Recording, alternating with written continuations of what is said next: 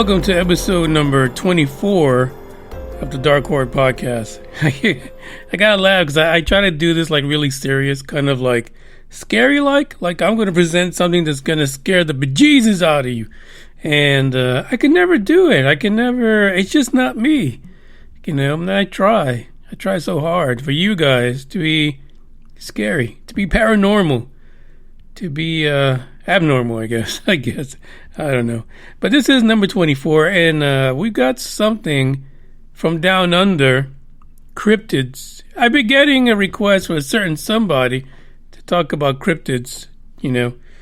The thing about cryptids is that there's a lot of experts out there. A lot of experts who haven't seen a damn thing. But apparently cryptids, they exist, and they exist everywhere. Not just in the U.S., but I'm talking about around the world. So we're going to take a trip down to Australia to talk about a few cryptids that I had no idea existed. And it's going to be exciting. At the very least, it'll be educational. This is a Dark Horde podcast. I'm the host, Manny. Also the host of UFO Buster Radio. And if you would like to be ever so kind, hit yourself a like button or subscribe.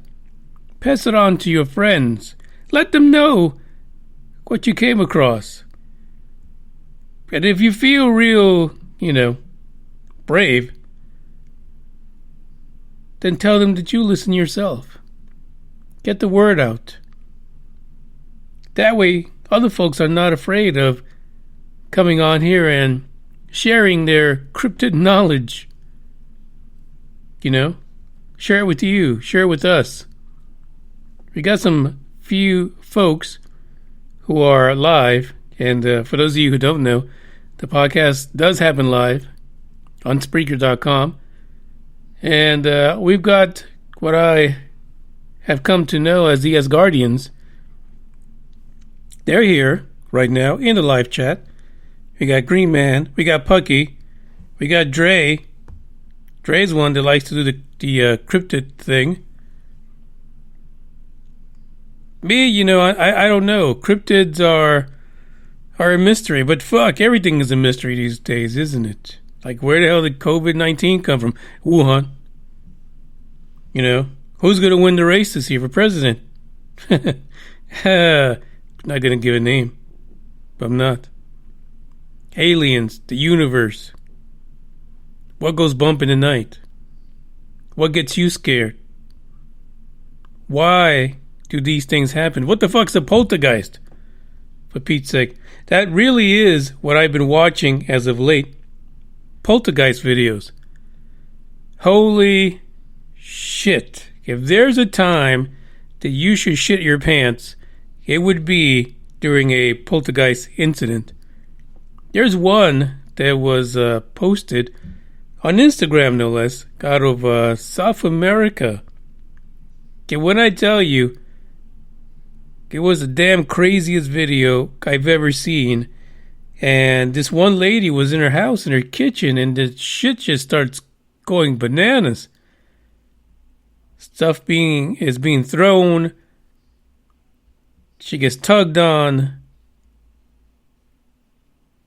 The damn lights, they start moving, And it's like, why aren't you packing your bags yet?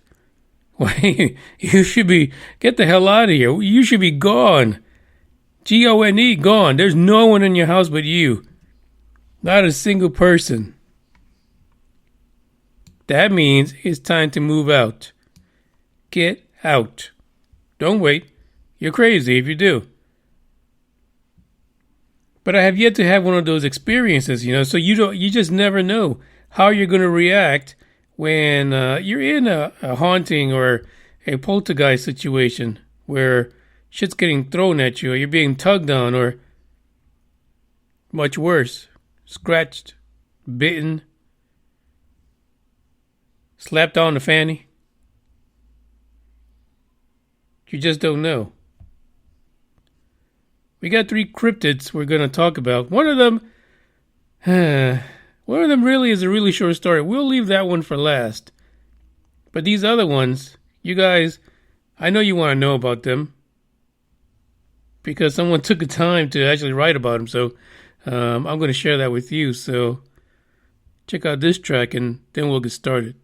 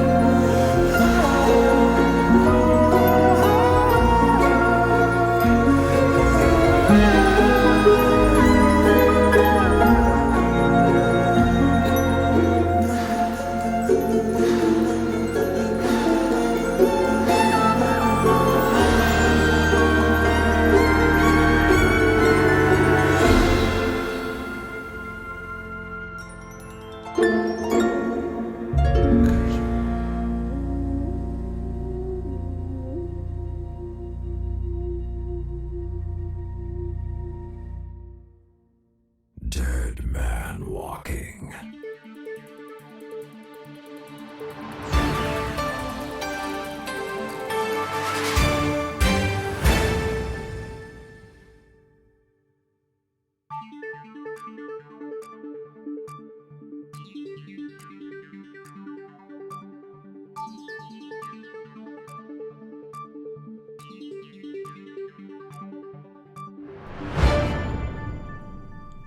This first cryptid coming out of down under in Australia is quite the ugly fucker, should I say. And by the way, if you haven't listened to the Dark Horde or UFO Buster Radio, the F word tends to rear its ugly head quite a bit. So if you are of the church-going kind, you're fucked, to be honest. This article is actually out of Gizmodo. It is the field guide to Australia's local cryptid population. The first one is called the Bunyip. What in the flying fuck? When I tell you, anyone that thought that a platypus was ugly, you ain't seen nothing yet. No. Apparently the Bunyip originated in Indigenous Australian folklore.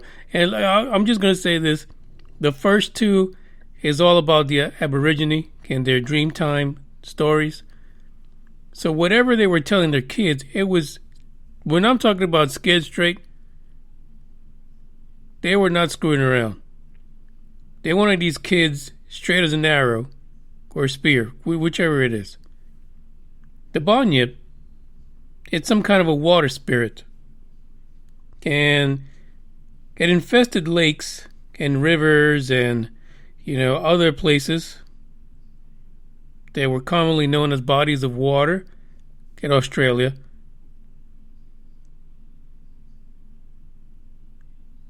They tend to eat people, believe it or not, and they're known to scream loudly. And I would scream loudly myself if I was as ugly as this damn thing. a lot of sightings were reported early on in the 1840s to 1850s. The Bunyip was going to town, killing and eating people like it was no tomorrow, as they say. There was a story in 1845 that was reported in the Geelong Observer. Again, guys in Australia, forgive me if I just mispronounce everything besides the country's name. Most of the sightings early on in the mid-1800s happened in Victoria and South Australia. And it was brutal. The Bunyip was so damn brutal. It looked like a bird was mating with a gator. It's what exactly the way they explain it. It had a head of an emu with a long bill. It had these transverse projections that would come out of the side of its bodies, with serrated edges, no less. Like he was ready for war, the Bunyip. The serrated edges looked a lot like the stingray. The stinging bone of a stingray. Its body and legs were that of a alligator. The hind legs were thick and strong, and the forelegs were much longer.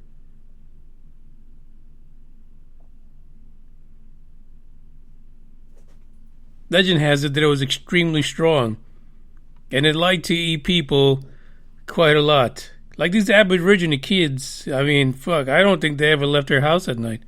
They didn't even bathe, because they can't go by any damn water. The Bunyip is there.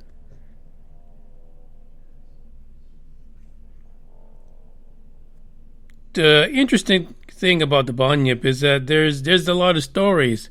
Now, stories are not the only thing. We know that this came from folklore, but there are actual sightings of the Bunyip. The most recent one was a 2019 video.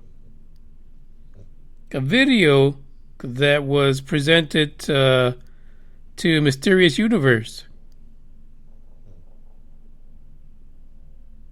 And when you see this ugly ass thing that's mixed up, it has all these animals in it, and it swims like a frog. I don't understand how anyone would go walk about anywhere with the bunyips around. There is a story. By the way, Bugs is here. He's listening as well. He's trying to make bunyip sounds in the back here. There is a story that a bunyip will sneak up on you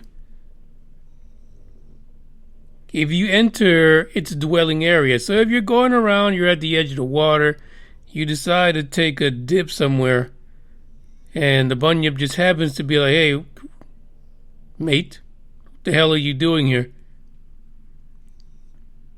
The bunyip will come after you. So they warn people, do not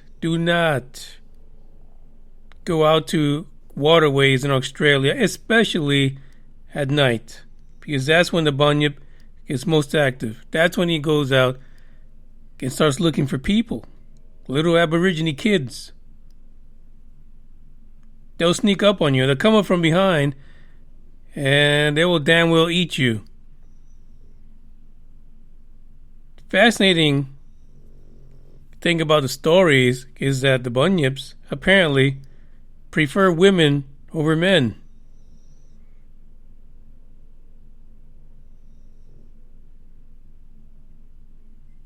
Isn't that interesting? Is that a way that these Dreamtime stories kept the young ladies out from going out at night to meet with suitors?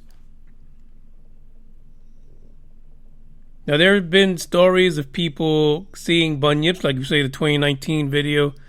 There's other accounts, if you look to the internet, that you will find that people actually do report this creature, even though it's folklore. And they will be scared shitless. And they come in many sizes.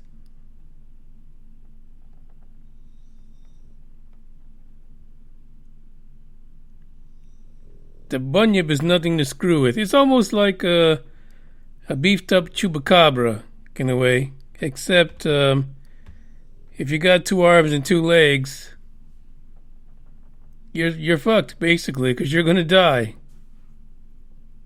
It's funny how these folklores work. You can tell.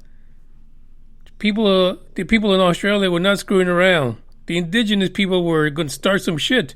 They're going to keep people in line. The question is, if it's just a folklore, it was more than just the Aborigines that were reporting sightings of the bunyip.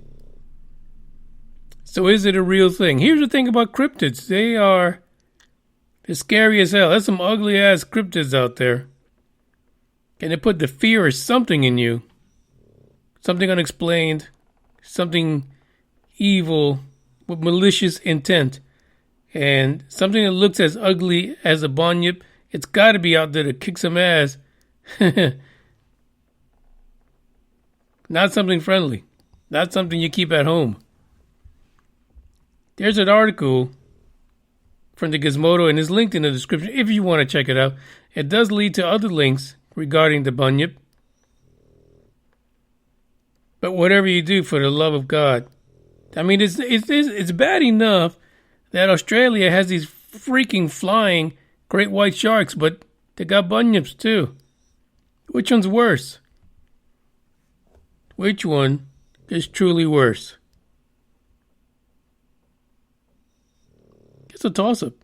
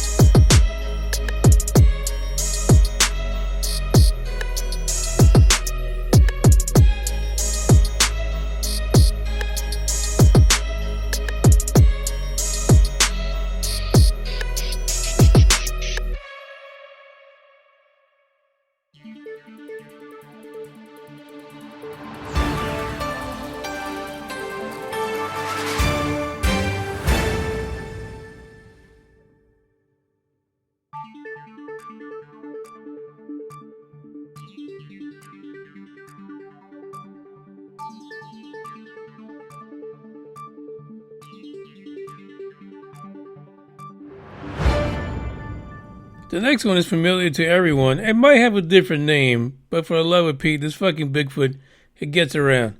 I don't understand Bigfoot. I really don't. Bigfoot is, wow. There's something's got to be done about Bigfoot because it's crazy.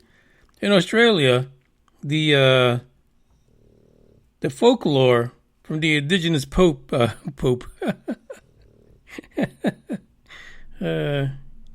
Whenever I try to do things seriously, it gets crazy. The indigenous people actually call this particular creature, which everyone knows as Bigfoot or, the Yeti, or like what I'm drinking my run from, the Yowie. Then again, guys in Australia, if I mispronounce it, it's because I'm not Australian. The Yowie, yeah.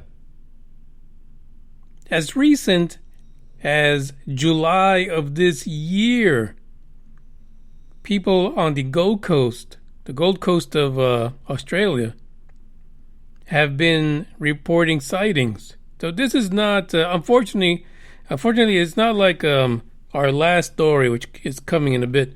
The Bigfoot or Yowie or freaking abominable snowman, the damn thing is on the move constantly. But it's been around for a long damn time. Just like the bunyip. It started with the Australian indigenous folks in their folklore, and it's known to be a spirit that roams over the earth at night. I would not want to meet Bigfoot or Yowie or anybody else that's described as any of these cryptids in the middle of the night. We've heard early on in the podcast that one individual that was out and recorded the yells or the screams of Bigfoot out in the wild, probably getting his groove on with Mrs. Bigfoot.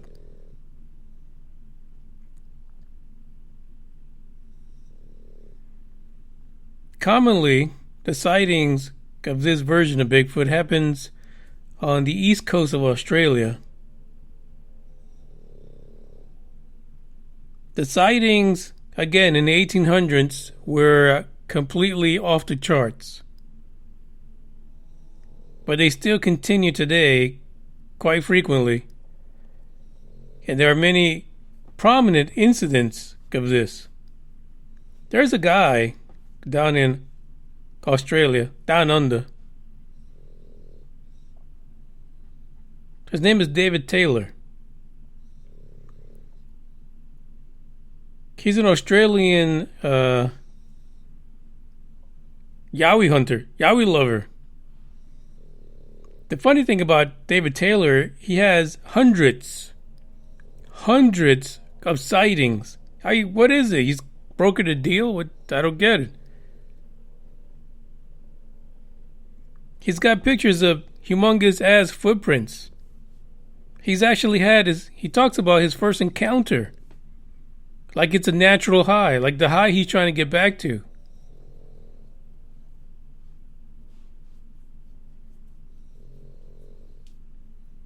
He described it as he's like an ape. Yowie, with human characteristics. He's known as a Yowie hunter, and he had one of those sightings where I'm sure that whether it is a bunyip or the damn a chupacabra, or if it's Nessie, if you have a sighting like this, you will not forget it. And many people say that once you see a cryptid, you want to chase it, you want to find it, you almost have to prove to yourself that you saw what you saw. You've got to keep on hunting it.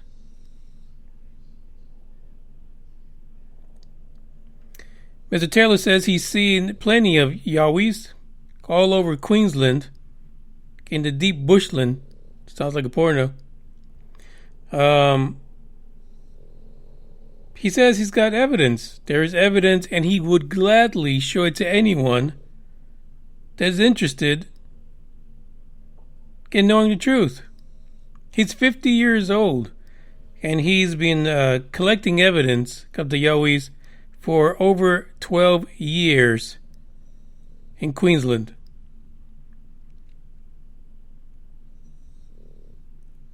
And he says it's nothing like the first time. He's seen it hundreds of times. He's been out there searching. He catches glimpses of them pictures. But the first time was the best. He is a father of 11, not Yowies, not 11 Bigfoot little babies. 11 kids.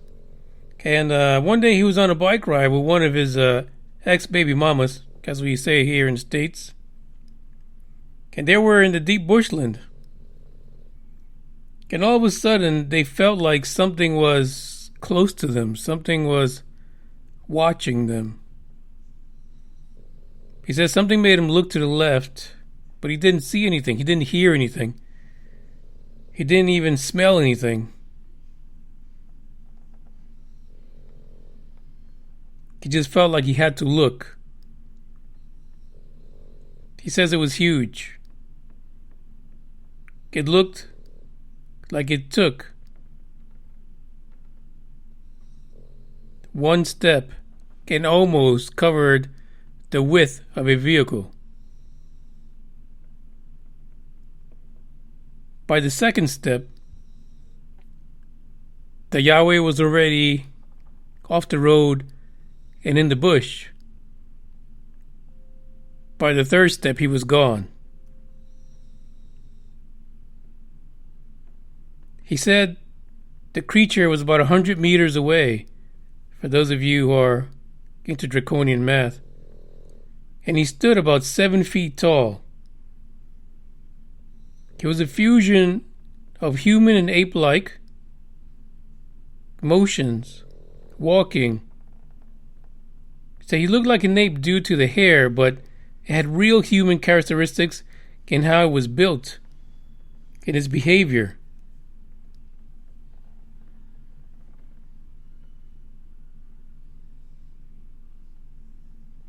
Yowies, Bigfoot, and the rest of these bipedal apes have been around for such a long time. It kind of makes you wonder where you have a cryptid like this who has become part of the folklore of the Aborigine. And again, people outside of that culture see it. Is it real?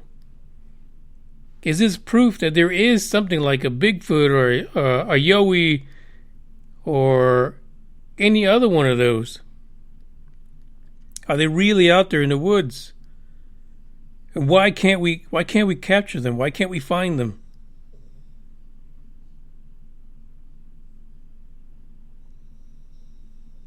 I'm sure just like the Aborigine people have these folklore stories, so do the American Indians. The indigenous folks of North America, and probably South America. They also have stories of Bigfoot.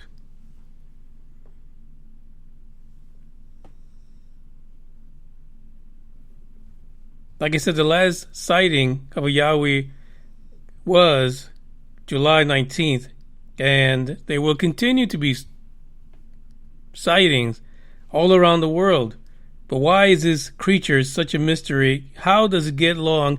How is it going from one fucking continent to another? Is there, like the current theory says, is there an alien connection to Yahweh? Bigfoot. Abominable. Something worth exploring. There are several links and sightings, and there are many pictures of what Mr. Taylor has captured. And there's one picture of the big ass feet. They're huge. They're huge. Do they look fake? You make the call.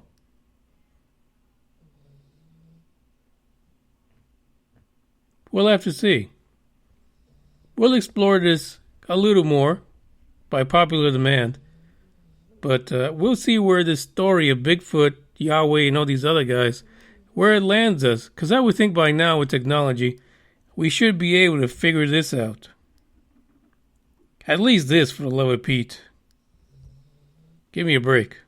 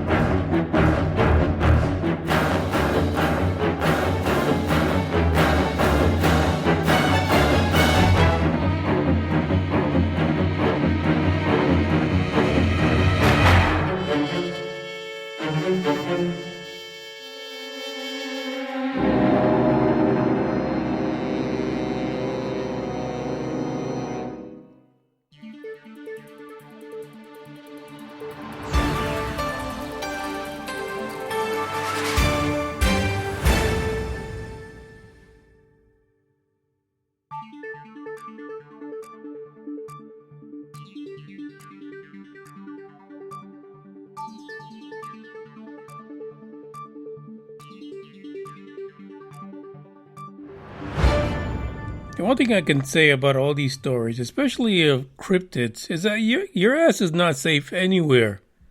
You're not safe, no. Something unknown is going to grab your ass up, whether it's going to probe you and drop you back off or rip you to pieces and eat you up. You're pretty much screwed. Just stay home. COVID-19 is a good thing because you found a way to survive at home in the closet. Probably not shaving or bathing for days because you ain't got nothing to do. So you just stay home. The Hook Island sea monster. This one is a little short because this sea monster had one good ass appearance. I mean, the damn thing just smiled for the camera. Almost tried to take out the cameraman. And then that was it.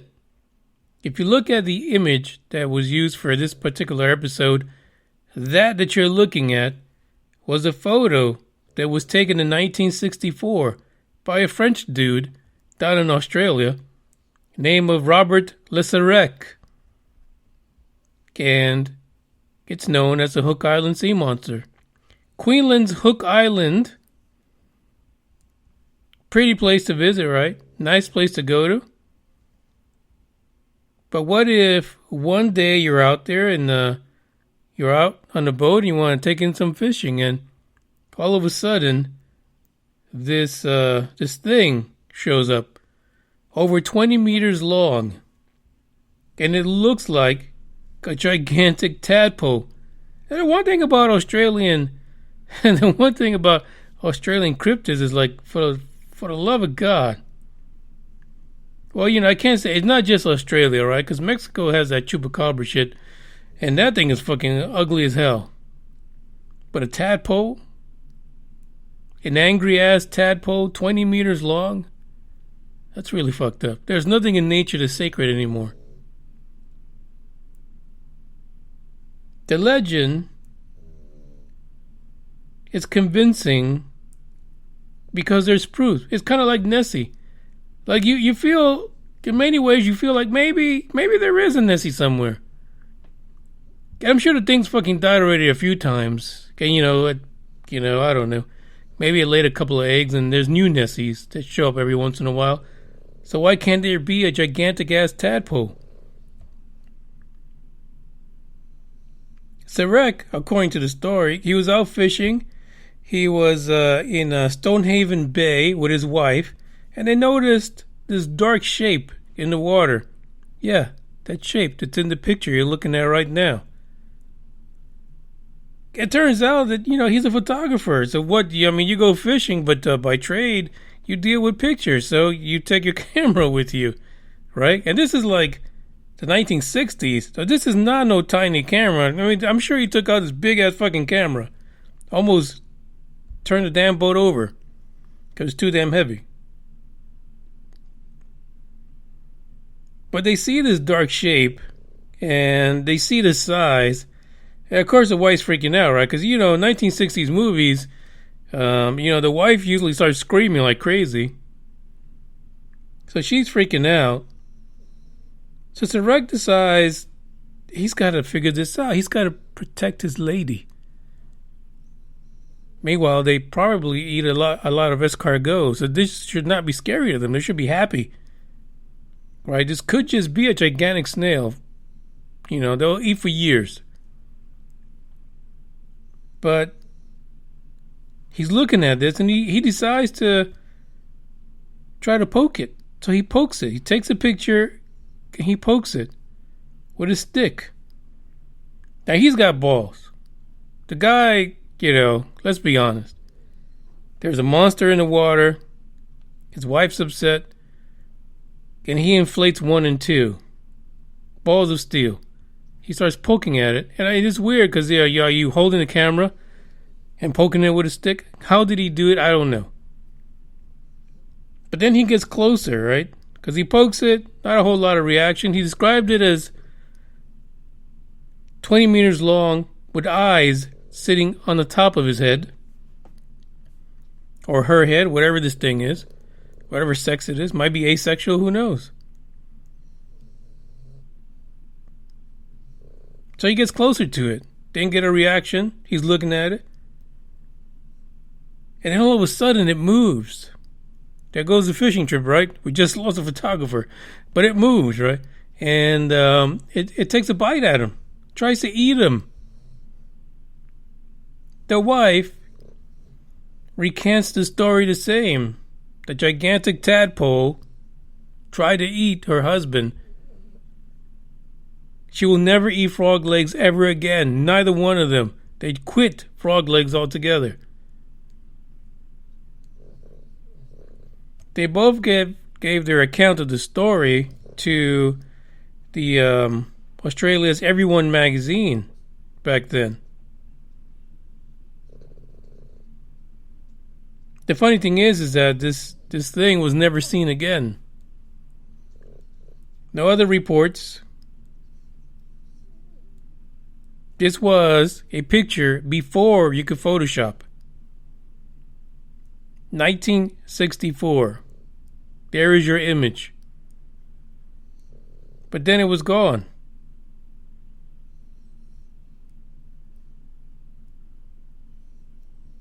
Fascinating. These are the kind of pictures that make you feel like there is something out there. There are things out there. Dre in the chat mentions subterranean caves. Systems. We know barely anything about the oceans of the world. There's things out there we've never seen. There's things out there that could be hiding in caves, like Bigfoot, little elves, fairies, fucking fairies too. But we know very little of the world that we live in, and so yeah, it is more than just possible that these things are out there in some way, shape, or form. The bunyip, by the way, if you guys watched the King of Monsters, the last Godzilla movie, the bunyip was actually listed on the map as one of the titans. Fun fact. Of course, they never showed a bunyip on the film, but it was fascinating to see that these movie producers actually caught up to the story and included it in the movie. Fascinating. The one thing is, I would think that by now that we have the technology to figure this shit out. But you can say that about UFOs and aliens too. Why do we have all these mysteries on our shitty little blue planet? Why is it so hard to solve things? It's a strange, strange world. But again, maybe down under, the Aborigine used these to keep people in check. And then they became legend. And people just started seeing these things, you know? I mean, even now, you can sit somewhere. Sit in the back of your house somewhere, if you got woods behind you, and just sit there and wait. Eventually, you'll hear something. You might hear some rustling. You might see a shooting star. Something might even sneak up behind you.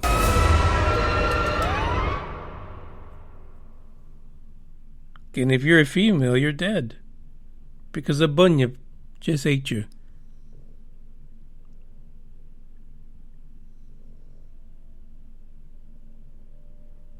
I don't know if I can subscribe to many of these cryptid stories, but, you know, it is still something fantastic to talk about, to read about, and see how different cultures relate stories and how many of these stories throughout the world are similar. Just like stories about alien encounters, stories about creatures that are unknown. Is it just part of the human condition? Is it programmed into us from many, many civilizations ago? Whatever it is, the truth is out there somewhere. This is the end of the podcast. I thank you for showing up and being part of this madness. You guys in Australia, you got to get your shit together. And somebody talk to the Aborigine, man. They're throwing a lot of crazy shit down there. But at the end of the day, the only way to figure this out is to go out there and chase these things down. This is the end. I bid you adieu. See you in 2 weeks. Maybe we'll have a Bigfoot expert on here. Talk to us about the hairy ape of our dreams. Ciao. Hey, so Indies, yeah. Hey, so Indies, hey, yeah.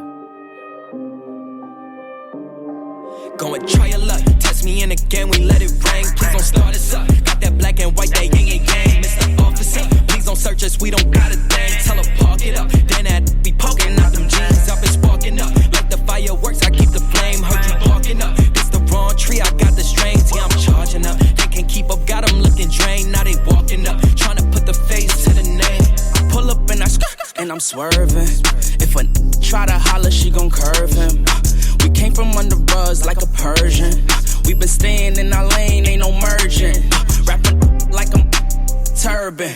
Yeah, these all square like Irvin. Yeah, we grew up in the hood, no suburbans. If I say I need my money, then it's urgent. Yeah, they want me to quit. Yeah, they want me to shift. But as long as I'm alive, we gon' keep on making hits. While they steady shooting bricks, man, it's lit. Yeah, it's lit. Me and Dale back to back, and yeah, I'm dishing the assist. Yeah, they talk a lot of but we really with the lame, man. Always gonna be reaching for they hit, smoking like a clip. They can never catch me slipping. Every time your girl around, she be watch the way I'm dripping. Going try your luck, test me in again, we let it ring. Please don't start us up. Got that black and white, that yin and yang. Mr. Officer, please don't search us, we don't got a thing. Tell her park it up, then that be poking out them jeans up and sparking up. Like the fireworks, I keep the flame. Heard you barking up. This the wrong tree, I got the strings. Yeah, I'm charging up. They can't keep up, got them looking drained. Now they walking up, trying to put the face to the name. I'm in flex mode with the best, though. That's a major key, that's a chess move. I'm your favorite G, I think it's best, yo.